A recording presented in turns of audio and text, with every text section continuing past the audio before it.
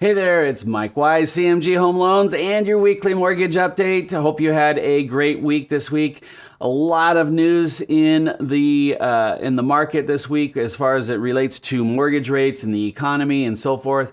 So we'll take a look at those things. But jobs week, inflation, GDP numbers came out. There was a lot of things affecting tariff news. China came to the table this morning and basically said that they're wanting to negotiate a little bit. So that was a step forward in the right direction. My understanding is, and I'm no expert at this, but basically China's economy is suffering as a result of this of these trade wars that are going on. And so we'll see what happens as far as that is concerned. But the next couple of weeks, we'll start to see some of these trade deals come together and how that will affect the economy at this point in time. But let's take a quick look and see what's happened on the world this week here as far as the interest rate and mortgage market is concerned. So most of the time you would see over the last week, you would see an improvement in the Fed, in the bond market, right? Because the numbers, the slower job growth, the contracting GDP would cause a rally in the bond prices and you'd see the interest rates go down. But that has not been the case this week because there's still a lot of uncertainty with the tariffs. And I think that over the next couple of weeks, there's going to be more clarity to that. Once you see more clarity to that, I think that you will see more investment in the bond market and you'll start to see interest rates come down a little bit here. So, but a lot of kind of back and forth as far as like what's the jobs market, what's going on in the economy. So a lot of mixed messages here. But at the end of the day, Case-Shiller came out. They basically said housing was up 0.3% month over month, with year over year decelerating to only to 3.9%.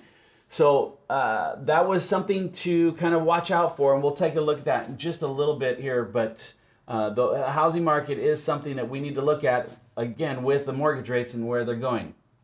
The home sales, they were boosted by the lower rates. So the interest rates came down slightly, and the housing market it started to go a lot faster. We saw an uptick in volume over the last 30, 45, actually 60 days here in the housing market as far as home sales are concerned. But interest rates are starting to go up a little bit, and that's slowing it down. The pull-through, the inventory is starting to go up. As I go out and talk to real estate agents out in the field, there are inventory issues as far as more houses are on the market. So those things are starting to impact us. But watch that housing market. First quarter GDP numbers came in at a negative 0.3%. So that's the first decline since first quarter of 2022. So you remember back in 2022, we had like 3 consecutive drops in the GDP, and that was like, oh no, we're in a recession. Well, I don't know if we were or not at that point in time, but at the end of the day, this is the first time that's happened. So that's partly because a lot of the companies that were shipping business over here as far as the imports, they pushed them over faster rather than slow boat from China, right? They pushed them over here faster, got them in there, and that impacted the GDP. So we'll see what happens there. The jobs week. So it was off to a weak start right here. This weak start was basically the JOLT report. It came in low, 7.2 million, down 11% year over year. ADP came out on, I think it was Wednesday. Just 62,000 jobs were added. And our expectation was for the BLS report to come out today, Friday, was 130,000 jobs created. And for the unemployment rate to stay flat at 4.2%. Well, the unemployment rate stayed flat at 4.2%, but we look at the numbers here, they added 177,000 jobs. So it was well above the expectations. They did adjust the previous 2 months down, which was a negative impact.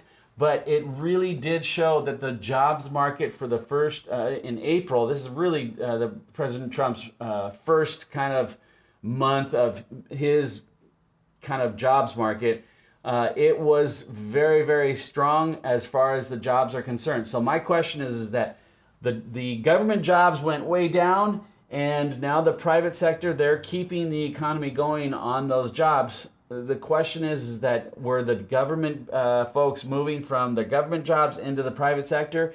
Maybe that was a fast move. Not quite sure about that, but we'll watch the jobs market as we move forward here. So this number came out a lot stronger.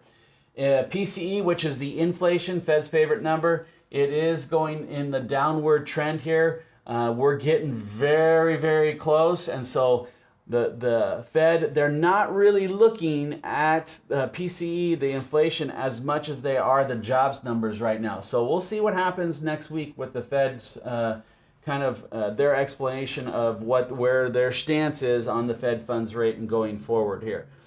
This is the housing market again. Basically, that it's solid. The numbers are solid in the housing market, but it is slowing, and you're gonna need to watch that number over the next couple of months here, because if it starts to get lower, that is not a good sign here. There's a couple of markets in here that are not doing great, which is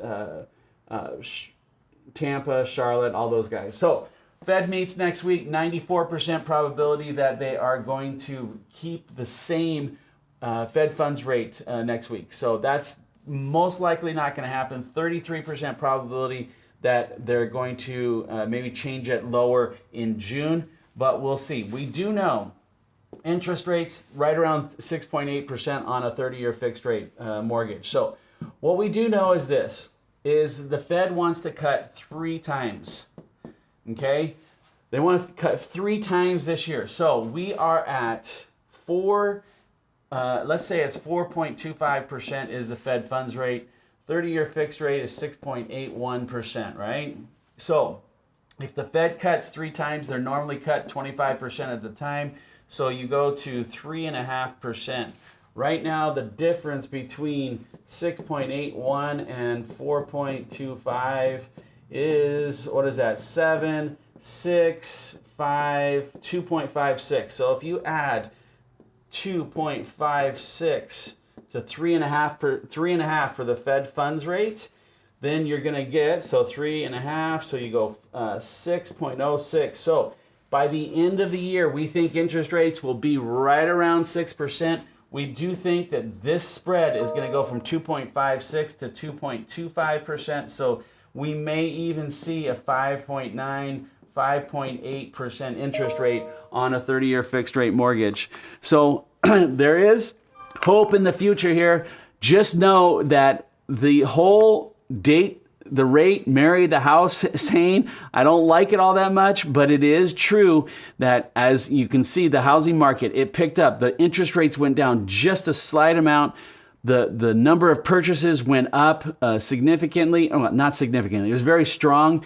But at the end of the day, lower rates, if you get down into those 6%, 5 with a 5 handle on it, then you're going to see a lot of competition. That's going to drive prices up. So if you can buy now, today, buy the house today, marry the house, and then date the rate for 6 months, 12 months while the interest rates go down, refinance, and get a lower payment in there. So this is Mike Wise with your weekly mortgage update. I hope you have a great week. I will be around. If you have any questions, please feel free to reach out to me. Otherwise, have a great week, and we'll see you next week.